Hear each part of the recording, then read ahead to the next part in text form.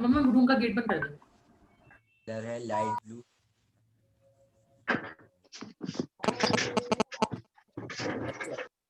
यार मेरा वो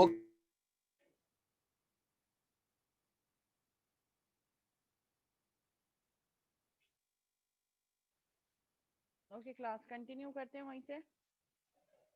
We were discussing different functional areas and tasks that are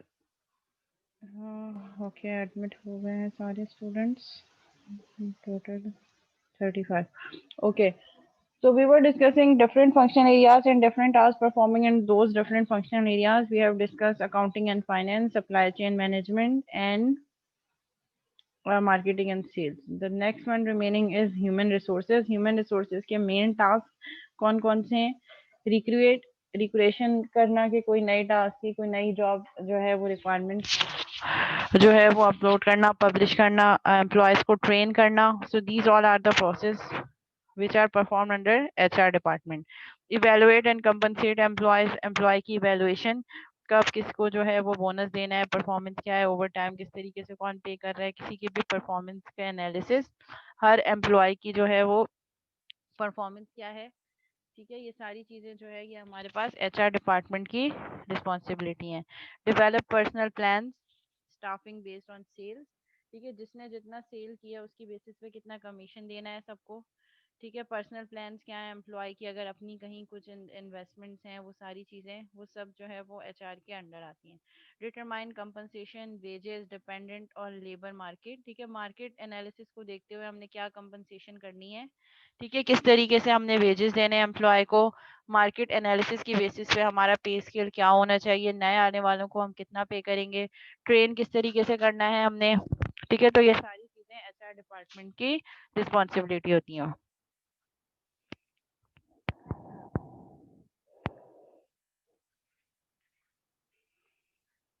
ji class, यहाँ ये जो हमने 4 डिफरेंट फंक्शनल एरियाज देखे हैं उसमें रिलेटेड कोई आपको जो है कोई अगर क्यूरी है तो आप पूछ सकते हैं.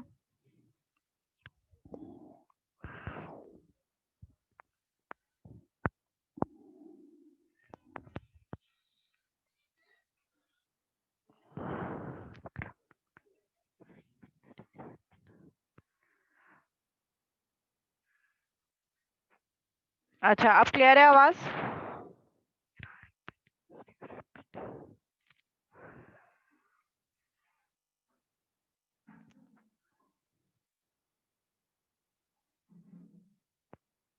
ओके, सो हमारे पास रिक्रूटमेंट के मीन्स हायरिंग के लिए कोई नई जॉब ऐड चलाना कि हम सीकिंग फॉर न्यू एम्प्लॉयज, नए एम्प्लॉय को हायर करना चाह रहे हैं. फिर उनकी हायरिंग के लिए जो इंटरव्यू सेशन कंडक्ट होंगे, कौन इंटरव्यू लेगा, उस इंटरव्यू का क्या प्रोसीजर है, फिर एम्प्लॉय की हायरिंग, फिर उनकी नई टीम मेंबर जब वो हायर हो जाएंगे सो बाकी रिमेनिंग टीम मेंबर से उनका इंट्रोडक्शन, कैसे उनको ट्रेन करना है, कोई नई टेक्नोलॉजी नए टूल पे काम करवाना है तो उनकी ट्रेनिंग किसी टूल पे, एम्प्लॉयज़ की इवैल्यूएशन करना, उनकी परफॉर्मेंस को एनालिसिस करना, उनके प्लान्स वगैरह सारी चीज़ें. ठीक है, और सेल्स जिसने जितनी की है उसकी बेसिस पे कितना कमीशन देना है किसी भी एम्प्लॉय को. डिटरमाइन कंपनसेशन, वेजेस अलाउंस अगर किसी को देने हैं, ट्रांसपोर्टेशन सर्विसेज प्रोवाइड करनी है तो वेजेस में आएगा. कंपनसेशन कितनी करनी है. ठीक है, कुछ बेनिफिट देने हैं, हेल्थ बेनिफिट देने हैं, मेडिकल बेनिफिट किसी को देने हैं, अलाउंस हाउस रेंट अलाउंसेस देने हैं. तो ये सारी कंपनसेशन, वेजेस, बोनस पेमेंट्स, ये सारी चीज़ें ह्यूमन रिसोर्स डिपार्टमेंट की जो है वो रिस्पॉन्सिबिलिटी है.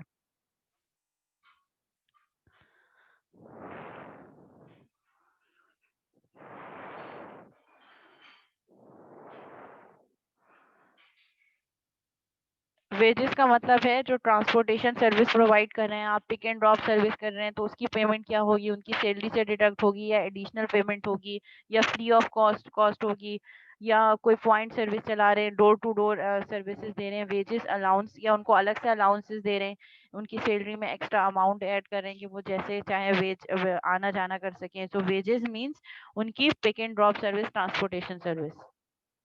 डेली वेजेस उनके कितने हैं, या तो अगर wage employ work daily base पे कर रहा है तो उसकी क्या फंक्शनैलिटी है.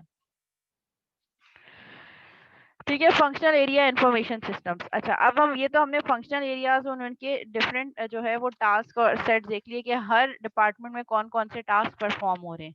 नेक्स्ट हमारे पास क्या होगा, हर डिपार्टमेंट का इंफॉर्मेशन सिस्टम क्या काम कर रहा होगा। ठीक है, कस्टमर, ठीक है, ये हमारे पास मैनेजमेंट सिस्टम है। ठीक है, मैनेजमेंट सिस्टम जो कि एक पूरा सेंट्रलाइज सिस्टम। ठीक है, कस्टमर सेल्स करेगा ऑर्डर, मैनेजमेंट सिस्टम जो है वो ऑर्डर स्टेटस अपना आइडेंटिफाई कर सकता है, कस्टमर के मैंने जो ऑर्डर किया है उसका क्या स्टेटस है। देन एचआर डिपार्टमेंट क्या कर रहा होगा, legal requirements of job information, वो सारी मैनेजमेंट सिस्टम में जाएंगी आपकी। एचआर डिपार्टमेंट क्या कर रहा होगा, legal requirements and job information. ठीक है, कोई नई रिक्वायरमेंट है उनको, अगर किसी हायरिंग करवानी है, कुछ है, वो सारे एड्स वगैरह सारी इन्फॉर्मेशन आपके मैनेजमेंट सिस्टम के पास जाएगी, और उस जॉब से रिलेटेड सारी इन्फॉर्मेशन, सारी डिस्क्रिप्शन आपके पास मैनेजमेंट सिस्टम में जाएगी।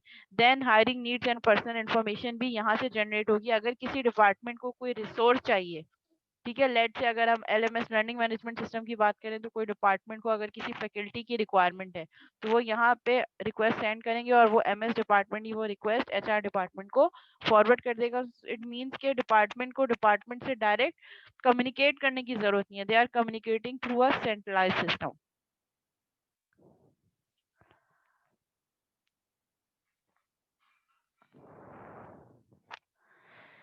ठीक है, फिर हमारे पास नेक्स्ट डिपार्टमेंट है अकाउंट एंड फाइनेंस का। अकाउंट एंड फाइनेंस में जो है वो cost profit analysis account department से मैनेजमेंट सिस्टम पे जा रहे हैं। क्लास अपने क्वेश्चंस को थोड़ी देर के लिए होल्ड कर दें, अभी मैं एक जो चीज़ समझा रही हूँ आप उसको समझ लें। ठीक है, बाकी चीज़ मैं रिपीट कर देती हूँ, और फिर भी अगर कोई चीज़ मिस हो गई है और जो लोग लेट ज्वाइन कर रहे हो तो उनके लिए रिकॉर्डेड लेक्चर वाली फंक्शनैलिटी भी मौजूद है। ये सारे के सारे लेक्चर जो अब तक हो चुके हैं वो ऑलरेडी मैं यूट्यूब पे अपलोड भी कर चुकी हूँ, और उनका लिंक भी एलएमएस पे शेयर हो चुका है। तो जब मैं एक चीज समझा रही होती हूँ तो डायरेक्ट ठकाठक क्वेश्चंस पूछने के बजाय पहले उसको समझने की कोशिश किया करें। प्रॉब्लम ये होती है आप एक पॉइंट पे स्टक हो जाते हैं और उसके बाद आगे नहीं बढ़ पाते। तो जो चीज मैं जब समझा रही हूँ तो उसको समझा करें, और प्रीवियस चीज को फिर जब वो टॉपिक कंप्लीट हो जाए तो मैं आगे बढ़ने से पहले क्यूरीज लेती हूँ। ऐसा नहीं कि मैं चली जा रही हूँ आगे और पूछ नहीं रही। एक चीज मुझे समझा देने दें पहले, फिर उसके बाद उससे रिलेटेड क्यूरीज। इस तरीके से बहुत डिस्टरबेंस क्रिएट हो जाती है। मैं लेक्चर आपको जो है वो डिलीवर कर रही हूँ, बीच में आपके चैट पे जो पॉपअप जनरेट हो रहा है उसकी वजह से मुझे प्रॉब्लम होती है कि क्या क्यों रही है, फिर बार बार वो चीज़ वहां से मैं फिर कंटिन्यू करने में मुझे प्रॉब्लम होती है।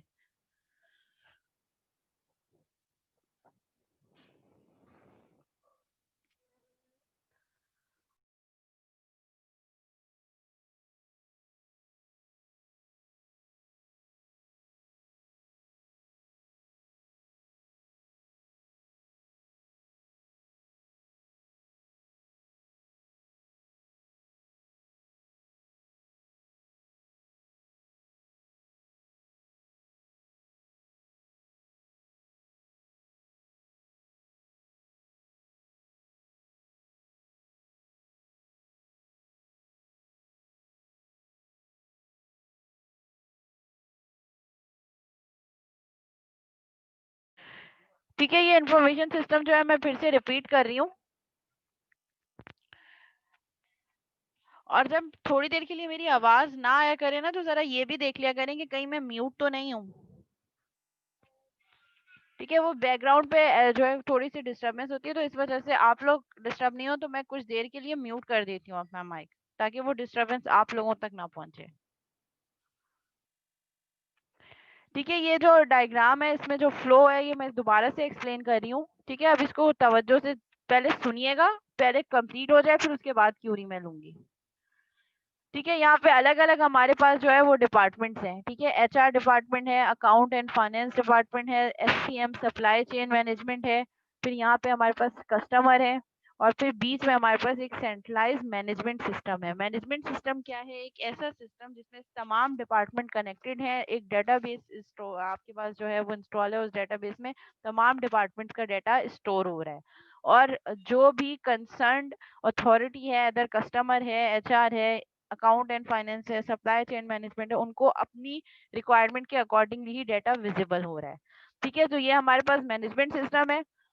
लेट सपोज कस्टमर आया, कस्टमर ने कुछ ऑर्डर सेल्स ऑर्डर यहाँ पे किया, जो सेल्स डिपार्टमेंट के थ्रू मैनेजमेंट सिस्टम में रिकॉर्ड इंफॉर्मेशन अपडेट हो गया। ठीक है। And customer can know his और her order any time from management system. अपने ऑर्डर का स्टेटस कस्टमर चेक भी कर सकता है, जो उसने ऑर्डर किया है आपके मैनेजमेंट सिस्टम के थ्रू, उस ऑर्डर का स्टेटस भी आपका कस्टमर उस मैनेजमेंट सिस्टम से नोटिफाई कर सकता है, इन्फॉर्मेशन ले सकता है कि मेरे ऑर्डर का स्टेटस क्या है, मेरा ऑर्डर कहाँ तक पहुंचा। सिमिलरली एचआर मैनेजमेंट सिस्टम उसी सेम मैनेजमेंट सिस्टम को यूज करेगा, लेकिन एचआर के लिए क्या चीज इंपॉर्टेंट होगी, एचआर के लिए legal requirements and job information. ठीक है, कोई भी लीगल पॉलिसी है, कोई गवर्नमेंट की पॉलिसी है, कोई नई टैक्स में कुछ फर्दर एनहेंसमेंट करनी है, चेंजेस करनी है, तो वो सारी जो पॉलिसीज गवर्नमेंट के थ्रू आएंगी, वो सारी पॉलिसीज एचआर उस मैनेजमेंट सिस्टम को नोटिफाई करेगा, सो दैट जितने भी कंसर्न डिपार्टमेंट हैं, अकाउंट डिपार्टमेंट, वहां तक वो सारी इन्फॉर्मेशन पहुंच जाए। और किसी भी जॉब से रिलेटेड कोई इन्फॉर्मेशन फॉरवर्ड करनी है कि जॉब डिस्क्रिप्शन क्या है, जॉब डिटेल क्या है, वो सारी information HR department management system में स्टोर करेगा। देन किसी भी डिपार्टमेंट को अगर किसी भी एम्प्लॉय की ज़रूरत होगी, हायरिंग करनी है, कुछ भी करना है, तो वो डिपार्टमेंट मैनेजमेंट सिस्टम में एक क्यूरी फॉरवर्ड कर देगा, और वो मैनेजमेंट सिस्टम वो क्यूरी कहाँ फॉरवर्ड कर देगा, आपके एचआर डिपार्टमेंट में। It means you have a centralize system. हर डिपार्टमेंट को डायरेक्ट दूसरे डिपार्टमेंट से कम्युनिकेट करने की जरूरत नहीं है। They will generate their query through management system and the management system will forward the query to the concern department.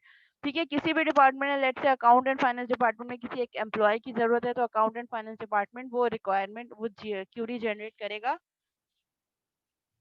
जो कि फॉरवर्ड होगी मैनेजमेंट सिस्टम के पास, और फिर मैनेजमेंट सिस्टम वो क्यूरी फॉरवर्ड कर देगा एचआर वाले के पास कि इस तरीके से अकाउंट डिपार्टमेंट में एक पोस्ट, एक पर्सन की रिक्वायरमेंट है। तो फिर एचआर क्या करेगा, एक जॉब अलर्ट जनरेट कर देगा, एक ऐड चला देगा, फिर उसके लिए हायरिंग के लिए इंटरव्यू कंडक्ट होंगे, वो सारी चीजें, वो सारे प्रोसेसेस होंगे। फिर उसके बाद जो सेल्स ऑर्डर आए हैं, जो कस्टमर ने ऑर्डर जनरेट किया है, वो एमएस के थ्रू कहाँ जाएगा, अकाउंट एंड फाइनेंस के पास। मैनेजमेंट सिस्टम के थ्रू सेल्स ऑर्डर का जो डाटा है, उसके पूरा लॉग जनरेट होगा कि कस्टमर का नेम क्या है, आईडी क्या है, ऑर्डर डिटेल्स क्या है, उसने क्या क्या चीजें जो है वो ऑर्डर की हैं, ऑर्डर और उससे रिलेटेड सारी billing account and finance department कर रहा होगा।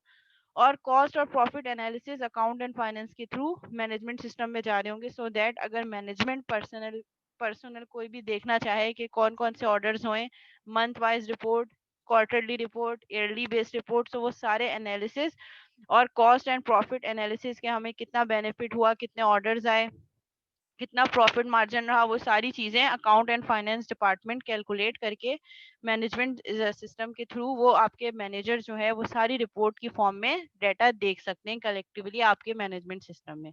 Similarly supply chain management system जो है वो क्या करेगा, मैनेजमेंट सिस्टम के through sales forecast and sales order जो है वो सप्लाई चेन मैनेजमेंट में स्टोर हो रहे होंगे, और प्रोडक्ट की अवेलेबिलिटी और ऑर्डर का स्टेटस सप्लाई चेन मैनेजमेंट के थ्रू जो है वो हमारे मैनेजमेंट सिस्टम के पास शो हो रहा होगा।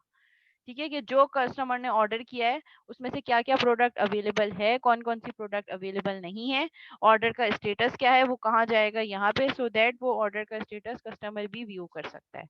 और फिर सेल्स की जो फॉरकास्टिंग होगी वो एमएस के थ्रू, आपके मैनेजमेंट सिस्टम के थ्रू सप्लाई चेन मैनेजमेंट में अपडेट हो जाएगी कि हमारे पास जो नेक्स्ट जो है आइटम्स है उसकी सेल फॉरकास्ट क्या है, कौन कौन से आइटम्स हैं जिस पे हमारी ज़्यादा सेल हो सकती है, कौन से आइटम्स ऐसे हैं जिसपे सेल नहीं हो रही, तो हम उसको किस तरीके से उसकी जो है वो मार्केटिंग कर सकते हैं, सो दैट कि सेल हमारे पास इंक्रीज हो सके। तो ये सारी फॉरकास्टिंग एंड सेल्स ऑर्डर्स की जो रिक्वेस्ट है वो मैनेजमेंट सिस्टम से यहाँ जाएगी, और फिर उसके बाद प्रोडक्ट की अवेलेबिलिटी और ऑर्डर स्टेटस अपडेट करेगा आपका सप्लाई चेन मैनेजमेंट, और अपडेट करने के बाद वो इन्फॉर्मेशन मैनेजमेंट सिस्टम के थ्रू एक्सेसिबल हो सकती है, और आपका कस्टमर जो है वो मैनेजमेंट सिस्टम के थ्रू ही अपनी रिक्वेस्ट का स्टेटस चेक कर सकता है।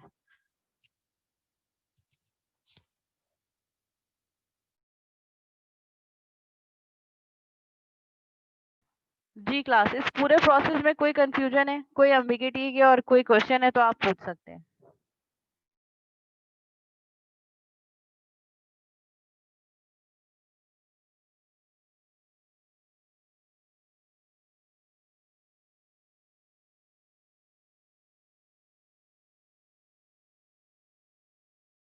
क्लास, किसी भी स्टूडेंट को कोई क्यूरी है तो जस्ट रेज योर हैंड, फिर मैं आपको अनम्यूट करके क्यूरी ले लूंगी।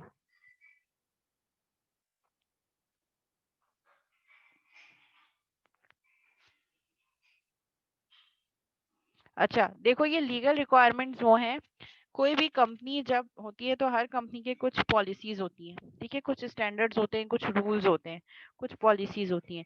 कुछ पॉलिसीज वो कंपनी खुद से डिजाइन करती है और कुछ ऐसी पॉलिसीज होती हैं जो लीगल रिक्वायरमेंट्स होती हैं, लाइक टैक्स कैलकुलेशन कैसे करनी है, मार्केट सर्वे की बेसिस पे स्केल क्या होना चाहिए एम्प्लॉय का। तो वो सारी चीजें ऐसी होती हैं जिसमें हम डिफरेंट सेट मार्केट को भी देख रहे होते हैं, गवर्नमेंट को भी देख रहे होते हैं, उसकी बेसिस पे हम अपनी फिर पॉलिसीज को रीडिफाइन करते हैं। तो वो जो सारी पॉलिसीज हैं, उन पॉलिसीज, वो टर्म्स एंड कंडीशंस, वो सारी लीगल रिक्वायरमेंट्स जो इन्फोर्स हो रही हैं गवर्नमेंट की तरफ से, वो भी, और हमारी कंपनी के कुछ अपने रूल्स, वो भी, वो सारी रिक्वायरमेंट्स को नोटिफाई करेगा आपका एचआर। और उसको इंश्योर कौन करवा रहा होगा? एचआर के ईच एंड एवरी एम्प्लॉय उन रूल्स को फॉलो कर रहा हो। ठीक है। सप्लाई चेन मैनेजमेंट, जो ऑर्डर कस्टमर ने किया है, मैनेजमेंट सिस्टम के थ्रू वो ऑर्डर की रिक्वेस्ट जाएगी आपके कहाँ? सप्लाई चेन मैनेजमेंट के पास।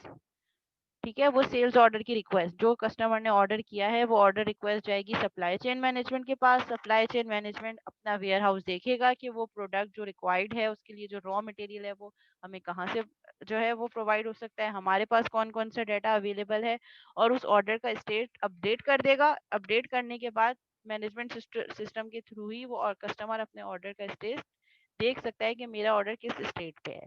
वो सारी चीजें, अब जो काम है वो सारा सप्लाई चेन मैनेजमेंट कर रहा होगा। वो एमएस के पास जाएगी अपडेट, ऑर्डर स्टेटस। वहीं से फिर अकाउंट एंड फाइनेंस डिपार्टमेंट भी अपडेट हो जाएगा कि ये प्रोडक्ट है, ये रॉ मटेरियल है, कहाँ से हमें परचेज करना है, तो उस परचेज की कॉस्टिंग वो सब यहाँ पे स्टोर हो रहा होगा एक सेंट्रल डेटाबेस में। और फिर वहीं से वो अकाउंट एंड फाइनेंस डिपार्टमेंट के पास जाएगी। अकाउंट एंड फाइनेंस डिपार्टमेंट के पास वही सेल्स ऑर्डर का डाटा आएगा जो एससीएम और कस्टमर डाटा से आ रहा है। एससीएम जो चीजें अपडेट करेगा वो मैनेजमेंट सिस्टम के पास जाएगा। ठीक है, यहाँ पे ऑर्डर स्टेटस बता देगा। और फिर अकाउंट एंड फाइनेंस के पास भी जाएगा कि कौन कौन सी प्रोडक्ट जो है वो हम अपनी यूज कर रहे हैं, कौन सी हम आउटसोर्स बाहर से ले रहे हैं, कौन सा रॉ मटेरियल कहीं और से वेंडर से ले रहे हैं, तो उस वेंडर को क्या पे करना है, वो सारी चीजें अकाउंट एंड फाइनेंस के पास जाएंगी। Similarly cost profit analysis account department ये कर रहा होगा कि थ्रू आउट जो हमारी रिपोर्ट्स होंगी, कितने ऑर्डर आए, कितने सक्सेसफुल हो गए, हमें बेनिफिट कितना हुआ, कॉस्ट बेनिफिट एनालिसिस कितने हैं, प्रॉफिट कितना हमारे पास रहा, हमने इनिशियल इन्वेस्टमेंट कितनी की, तो ओवरऑल हमें कितना प्रॉफिट हुआ, मंथली बेसिस पे, क्वार्टरली बेसिस पे, हाफली बेसिस पे, एलडी बेसिस पे। तो वो सारी रिपोर्ट की फॉर्म में डाटा मैनेजमेंट सिस्टम में अवेलेबल होगा। और वो कौन जनरेट कर रहा होगा? अकाउंट एंड फाइनेंस डिपार्टमेंट, क्योंकि उसके पास पूरा लॉग होगा ना कि कितने ऑर्डर्स हो चुके हैं, ऑर्डर का लॉग क्या है। सो दैट मैनेजर या जो आपके कंपनी लेवल में जो मैनेजरियल लेवल पे पोस्ट पे जो लोग हैं, वो डाटा को एक्सेस कर सकें रिपोर्ट के लिए, रिपोर्ट जनरेशन और किस तरीके से हम काम करें, वो सारी चीज़ों की नॉलेज गेन करने के लिए।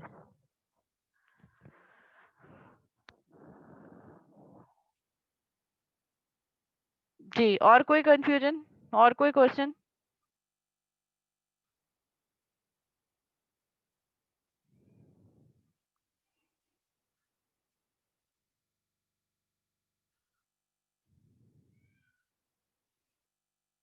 ओके, आगे बढ़ जाए। ठीक है, the marketing and sales functional area exchange data with customers. ठीक है, हमारा marketing and sale functional area customer से डील करेगा और वो सारी इंफॉर्मेशन जो है वो एचआर से भी इन्वॉल्व होगा, अकाउंटिंग एंड फाइनेंस डिपार्टमेंट भी इन्वॉल्व होगा, supply chain management functional area भी जो है वो इसमें इंक्लूड होगा।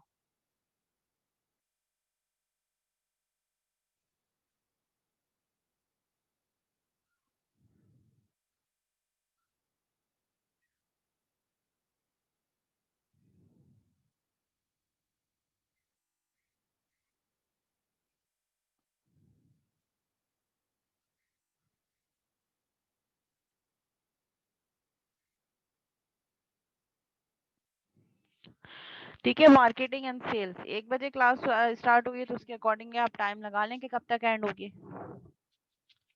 मार्केटिंग एंड सेल्स डिपार्टमेंट, अब हम हर डिपार्टमेंट में इनपुट और आउटपुट देखेंगे कि हर जो फंक्शनल एरिया हमने डिस्कस किया है उसमें इनपुट क्या होगा और आउटपुट क्या जनरेट होगा। ठीक है, सो अगर हम marketing and sales functional area की बात करें तो इसमें इनपुट हमारे पास क्या क्या आएगा? Customer data. ठीक है, customer marketing and sale department से कम्युनिकेट करेगा। तो सबसे पहले हमारे पास इनपुट में क्या चीज़ आएगी, कस्टमर का डाटा, कस्टमर के क्रेडेंशियल्स, उसका नेम क्या है, फ़ोन नंबर क्या है, एड्रेस क्या है, ये सब चीज़ें। कस्टमर जब कोई ऑर्डर दे रहा है, ऑर्डर प्लेस कर रहा है, तो उस ऑर्डर का डाटा, कि ऑर्डर डेट क्या है, ऑर्डर कब प्लेस हुआ, कि कौन कौन से आइटम्स हैं, ऑर्डर सारी डिस्क्रिप्शन, वो सारा data. Sales trend data, sales का पास्ट ट्रेंड क्या रहा है, कौन सी प्रोडक्ट किसने, कस्टमर ने, बेसिकली ये रिकमेंडेशन सिस्टम्स होते हैं। जैसे अक्सर आपने देखा होगा ऑनलाइन सिस्टम, तो वहाँ पे प्रोडक्ट की लिस्टिंग भी हो रही होती है, वो स्टार्स बना के रेटिंग हो रही होती है। तो वो क्या है, वो ट्रेंड बता रहा होता है कि जो कोई भी प्रोडक्ट जितनी दफ़ा सेल आउट हुई है, तो उसकी बेसिस पे उसका रैंक बढ़ रहा है। तो सेल्स ट्रेंड डाटा क्या बता रहा होता है कि हमारे पास सेल्स का क्या ट्रेंड रहा है, कौन सी प्रोडक्ट ज़्यादा सेल आउट हुई है, तो वो उसको ज़्यादा पहले, जैसे आपने देखा लिस्टिंग हो रही होती है, जिस प्रोडक्ट की रैंकिंग ज़्यादा होती है वो वही पेज पे सबसे पहले शो हो रही होती है। आप जितना आगे बढ़ते चले जाएंगे उसके व्यूज़ और रैंकिंग कम होगी। तो सेल्स ट्रेंड डाटा हमें क्या बता रही थी कि हर प्रोडक्ट कितना सेल हुई है और उसका रिकॉर्ड क्या है, जो रैंकिंग और रिकमेंडेशन जिसे हम कह रहे होते हैं। पर यूनिट कॉस्ट, और हर यूनिट की कॉस्ट, यानी कि अगर एक प्रोडक्ट है तो उसकी, अगर मैं एक आइटम परचेज कर रही हूँ तो पर आइटम मुझे उसकी क्या कॉस्ट होगी, और अगर मैं बल्क में ले रही हूँ तो फिर उसकी क्या कॉस्ट होगी। बट इनपुट क्या जाएगा, पर यूनिट कॉस्ट। ये सारे इनपुट जाएंगे मार्केटिंग एंड सेल्स डिपार्टमेंट के थ्रू। और आउटपुट क्या जनरेट होगा, sales strategies and product pricing, कि हमने प्रोडक्ट की प्राइसिंग किस तरीके से करनी है। ठीक है, अगर कोई प्रोडक्ट बहुत ज़्यादा सेल आउट हो रही है और अगर कोई ऐसी प्रोडक्ट है जो सेल आउट नहीं हो रही ड्यू टू इट्स कॉस्ट, तो हम क्या उसकी कॉस्ट को थोड़ा सा डिक्रीज कर दें, ठीक है, सो दैट लोग उसको परचेज कर सकें। तो इस इनपुट की बेसिस पे हम डिफरेंट सेल्स स्ट्रेटजीज बनाएंगे कि कौन सी प्रोडक्ट ऐसी हैं जिनको हम प्रमोट कर सकते हैं फर्दर। ठीक है, सेल्स स्ट्रेटजीज ऐसी है कि अगर हमारे पास ब्रेड जो है वो बहुत ज़्यादा सेल आउट हो रही है फॉर एग्जांपल, और हम ये कह रहे हैं कि मार्जिन और बटर, मैं एग्जांपल दे रही हूँ आपको, वो नहीं हो रहा, बट दोनों आपस में कनेक्टेड हैं, तो हम इसको डिस्प्ले इस तरीके से करवाएं कि हम जब ब्रेड शो करवा रहे हो अपने पेज पे, वेब पेज पे, तो उसके साथ साथ बटर भी, ताकि जब कस्टमर देख रहा होता है, चीज़ों को विजुलाइज कर रहा होता है, तो वो ज़्यादा जो है वो उसकी प्रमोशन ज़्यादा होती है। अब अगर हम देखेंगे जो हमारे पास जितने यूटिलिटी स्टोर्स बन गए, हम इम्तियाज़ की एग्जांपल लें, हम चेज़ की एग्जांपल लें, इससे पहले ये होता था जब कभी राशन घर का हम लेते थे, जब ये यूटिलिटी स्टोर्स नहीं बने थे, ठीक है, तो अगर 10 चीज़ें आइटम फॉर एग्जांपल हम लिस्ट बनाते थे, तो वो 10 चीज़ें ही आती थी, क्योंकि हम क्या करते थे, उसको दे देते थे दुकानदार को, वो 10 चीज़ें हमें जितनी जितनी क्वांटिटी है वो दे देता था। लेकिन अब क्या होता है, जब हम चेज़ जा रहे होते हैं, हम इम्तियाज़ जा रहे होते हैं, अगर हमने 10 चीज़ों की लिस्ट बनाई है, तो हम 20-25 चीज़ें और लेकर आ रहे होते हैं। ऐसा क्यों है? ये चीज़ कभी आप लोगों ने सोची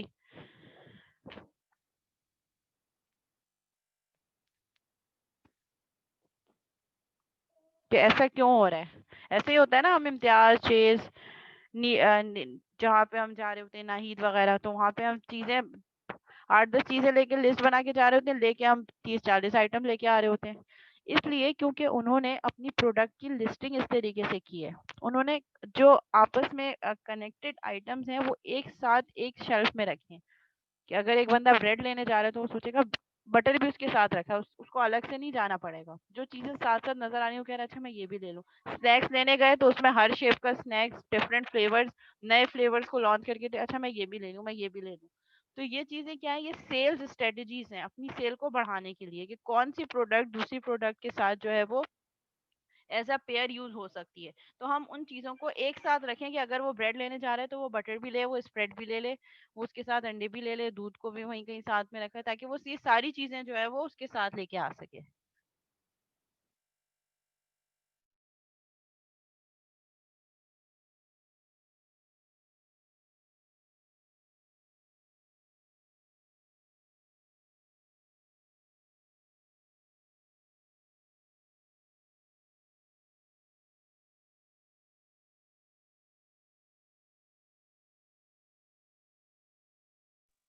ठीक है, and that is product pricing as well. ठीक है, प्रोडक्ट प्राइसिंग जैसे हम रमज़ान में देखते हैं कि जो केचप के साथ चाट मसाले वाला फ्री मिल रहा है, या अगर आप केचप परचेज करेंगे तो उसके साथ 2 आइटम लेंगे तो उसके साथ 1 आइटम फ्री। तो ये सारी चीज़ें sales strategies and product pricing, 2 पे 1 मिलेगा, अगर आप 2 ले रहे हैं तो उस पे 1 फ्री मिलेगा। तो ये प्रोडक्ट प्राइसिंग है कि हम प्राइसिंग को किस तरीके से इम्प्रूव कर सकते हैं। तो that's all depend on the input which is customer data, order data, sales trend data and per unit cost. और उसकी बेसिस पे हम आउटपुट क्या दे रहे होते हैं, sales strategies and product pricing, के प्रोडक्ट की हमारे पास प्राइसिंग क्या है। ठीक है, यहाँ तक क्लियर है।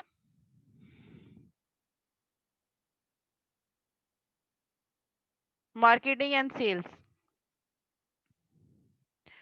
ठीक है। Customer communicate their order to MS by telephone, email, fax, the web etcetera. ठीक है, अब वो सारा प्रोसेस को एक्सप्लेन करें कि कस्टमर जो है वो अपना ऑर्डर कैसे कम्युनिकेट कर सकते हैं आपके मैनेजमेंट सिस्टम से, through telephone, by phone call, by email, by fax और थ्रू द वेब, यानी कि web interface through website. Sales order must be pass to SCM, supply chain management के पास सेल ऑर्डर पास होगा for planning purposes and to account finance for billing. वही same sale order supply chain management के पास भी पास होगा और account and finance के पास भी फॉरवर्ड होगा। बिलिंग के लिए अकाउंट एंड फाइनेंस और प्लानिंग पर्पसेस के लिए एससीएम, ताकि एससीएम प्लान करना शुरू कर दे कि ऑर्डर को हमने कैसे प्लेस करना है। Sales order data can be used to analyze sales trends for business decision making, to evaluate marketing efforts and to determine the strategy for the sales force। अपनी सेल्स को बढ़ाने के लिए हमें कौन कौन सी स्ट्रेटजीज यूज करनी है और मार्केट को भी इवेलुएट करना है कि बाकी लोग किस तरीके से यूटिलाइज कर रहे हैं या उन्होंने अपनी प्राइसिंग स्ट्रेटजी क्या रखी है, उसी को देखते हुए हम अपनी प्राइसिंग स्ट्रेटजी को इम्प्लीमेंट करें। Management system also has a role in determining product prices, which requires an understanding of the market competition and the cost of manufacturing the product। ठीक है, वो कह रहे हैं कि आपका जो मैनेजमेंट सिस्टम है उसके पास ये भी रोल होगा कि वो आपकी प्रोडक्ट की कॉस्ट को डिटरमाइन कर सके कि प्रोडक्ट की कॉस्ट हमने क्या रखनी है। और वो कैसे डिटरमाइन करेगा, थ्रू मार्केट एनालिसिस। मार्केट को एनालिसिस करने के बाद आपका मैनेजमेंट सिस्टम डिटरमाइन करेगा कि आपने अपनी प्रोडक्ट की कॉस्ट क्या रखनी है। Determining the cost of manufacturing a product requires information from AF, which in turn relies on SCM data। ठीक है, किसी भी कॉस्ट प्रोडक्ट की कॉस्ट को जब हम बना रहे हैं तो उसकी कॉस्ट हमें आइडेंटिफाई करने के लिए हमें इंफॉर्मेशन चाहिए होगी अकाउंट एंड फाइनेंस डिपार्टमेंट से, जो कि इन टर्न रिलाई कर रही होगी एससीएम पे। एससीएम ही अपडेट करेगा अकाउंट एंड फाइनेंस को कि ये प्रोडक्ट हमारे पास है, हमें रॉ मटेरियल चाहिए होगा, रॉ मटेरियल कॉल करना होगा, तो इसके लिए account and finance department SCM को रिक्वेस्ट फॉरवर्ड करेगा और एससीएम फिर फर्दर अपडेट करेगा अकाउंट एंड फाइनेंस डिपार्टमेंट में कि कौन कौन सी प्रोडक्ट हमारे पास अवेलेबल हैं और उसमें हम किस तरीके से काम कर सकते हैं।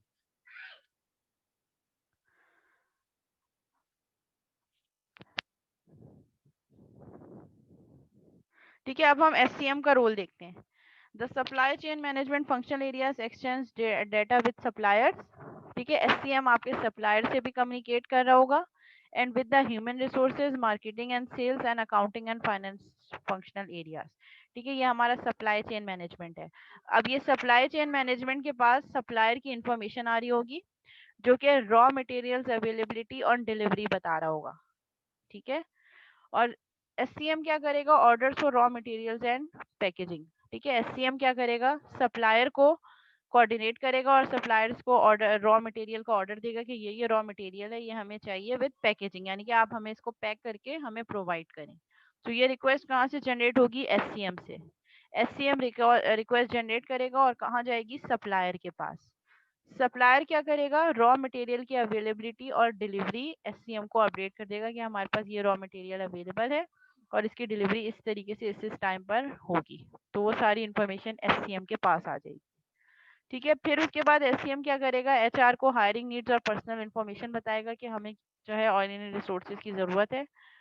ठीक है, अब हमें इस उसमें फील्ड में हायरिंग की रिक्वायरमेंट है और पर्सनल इंफॉर्मेशन की अपडेट वगैरह करनी हो तो एचआर क्या करेगा, अगेन वही legal requirements and job information send कर देगा। एचआर का वही सेम रोल है एससीएम के लिए।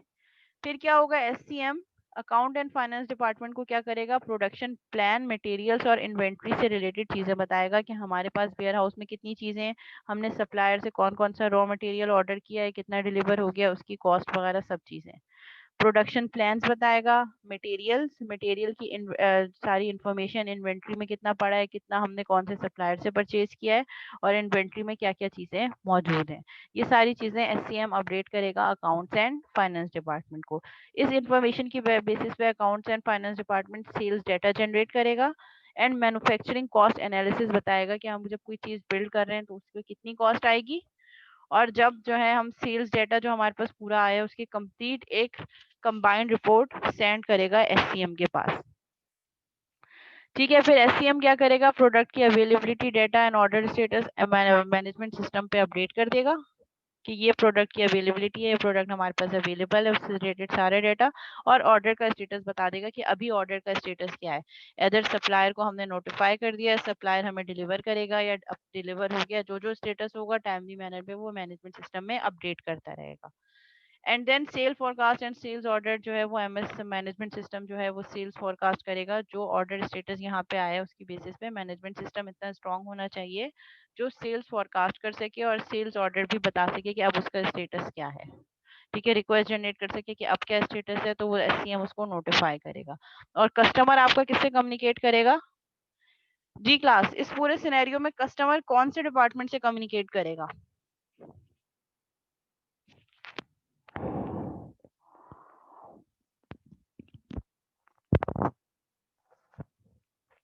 जी क्लास, आवाज आ रही है? आप लोगों को जब कोई क्यूरी होती है तब तो ठकाठक ठकाठक ठकाठक मैसेज आते हैं। अब मैंने जो क्यूरी की है तो अब सब सो रहे हैं।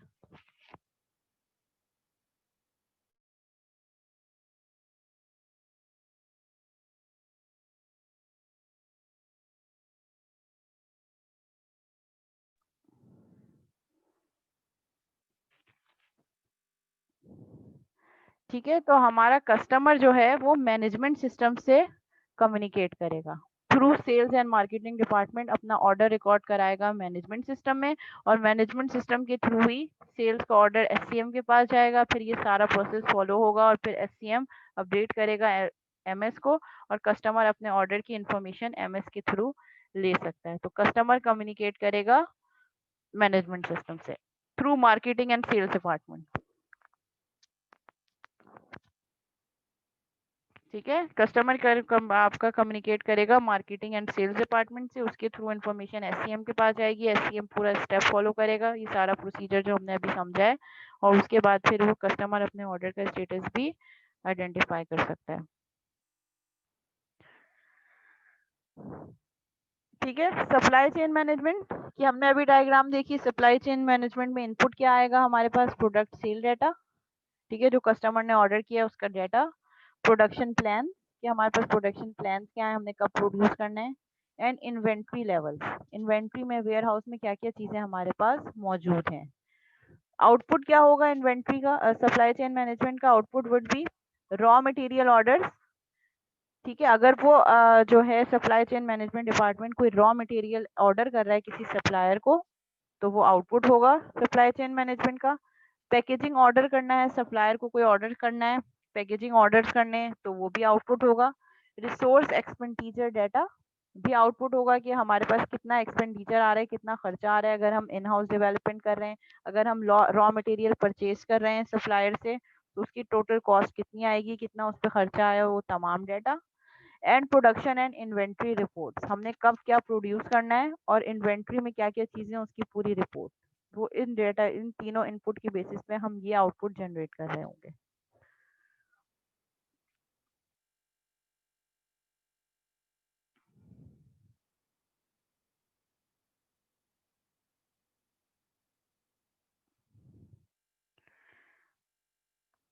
ठीक है, अब इसको देख लेते हैं कि हमारे पास वो सारी डिस्क्रिप्शन जो हमने अभी डायग्राम में एक्सप्लेन किया उसकी सारी डिस्क्रिप्शन है। Manufacturing firms develop production plans और verifying length and detail, for example expanding manufacturing capacity, hiring new workers, नए लोगों को हायर करना है, एक्सपेंड करना है कि हमें मैन्युफैक्चरिंग कैपेसिटी हमारे पास कितनी है, हम कितना मैन्युफैक्चर कर सकते हैं, हमारी मशीन्स रिसोर्सेज में कितनी कैपेबिलिटी है। Paying extra over time for existing workers, अगर कोई वर्कर जो है वो एक्स्ट्रा टाइम कर रहा है, एक्स्ट्रा काम कर रहा है, ओवर टाइम कर रहा है तो उसको हमें पे कैसे करना है।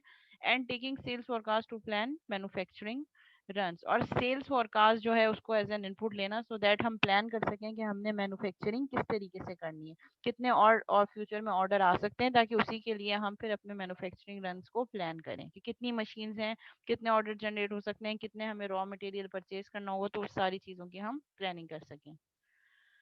Production plans are based on information about product sales that come from marketing and sales. Marketing and sales department से जो इन्फॉर्मेशन आ रही होगी उसी की बेसिस पे आप प्रोजेक्ट प्लान जो है, इन्फॉर्मेशन कहाँ से आ रही होगी, मार्केटिंग एंड सेल्स डिपार्टमेंट में, कि हर प्रोडक्ट की जो सेल हुई है उसकी बेसिस पे इंफॉर्मेशन आएगी, जिससे हम प्रोडक्शन प्लान बना सकते हैं कि हमें फर्दर और कितना प्रोड्यूस करना है, कितने जो है वो डाटा कहाँ से आ रहा होगा, मार्केटिंग एंड सेल्स डिपार्टमेंट से। The purchasing function bases its order of raw materials on production plans, expected shipment, delivery lead time and existing inventory levels.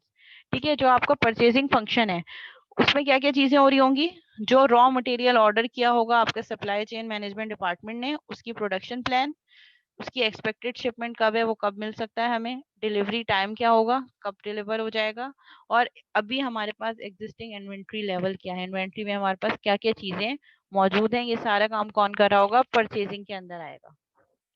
With accurate data about required production levels, raw material and packaging can be ordered as needed, and inventory levels can be kept low, saving money. ठीक है, आप different strategies apply कर रहे होते हैं accurate data की basis पे कि हमारे पास रिक्वायर्ड प्रोडक्शन लेवल क्या है, हमें क्या क्या रॉ मटेरियल और फर्दर चाहिए, कितनी पैकेजिंग हमें रिक्वायर्ड है, और इन्वेंट्री लेवल हमारे पास अभी कितना डाटा मौजूद है वेयर हाउस में, और अगर हम ऐसा ना हो कि प्रोडक्शन लेवल कम हो या हमारे पास ऑर्डर कम आ रहे हो और डाटा बहुत ज़्यादा हो, इन्वेंट्री में सामान बहुत ज़्यादा हो, इसलिए हम ऐसा भी कर सकते हैं कि हम अपनी इन्वेंट्री को कम रखें, सो दैट हमारे पास मनी भी सेव हो और वेस्टेज का चांस भी ना हो।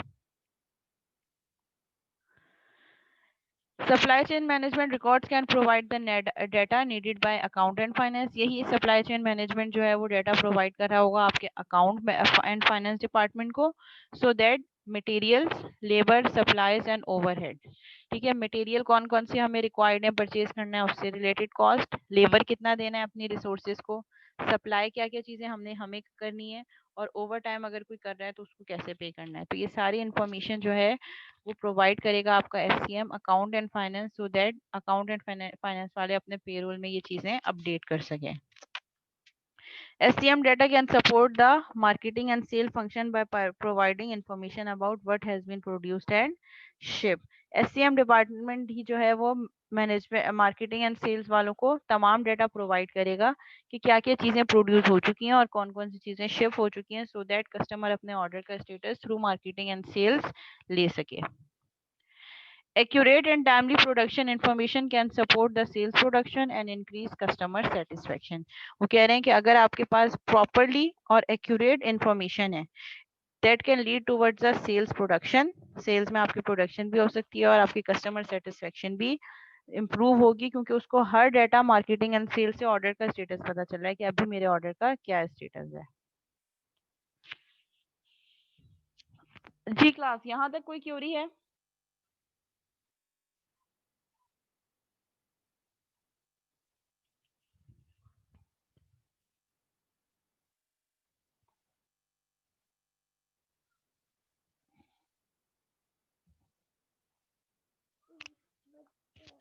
ओके, नो क्वेरी, कोई सवाल नहीं है, कोई कंफ्यूजन नहीं है, सब क्लियर है?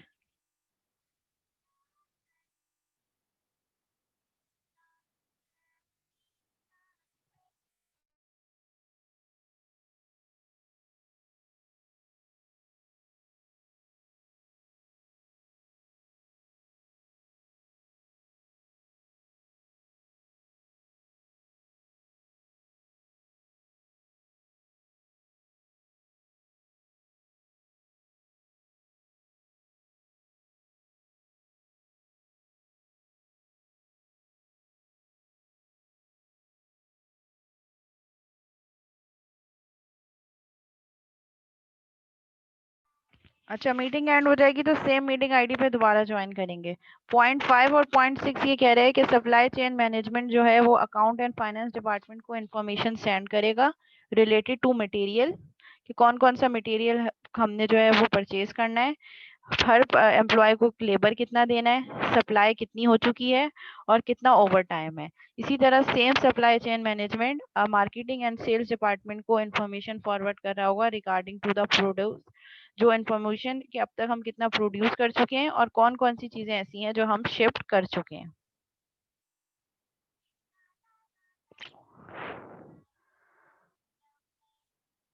पॉइंट 4 ये कह रहा है कि अगर आपके पास एक्यूरेट डाटा होगा प्रोडक्शन से रिलेटेड, बिल्कुल करेक्ट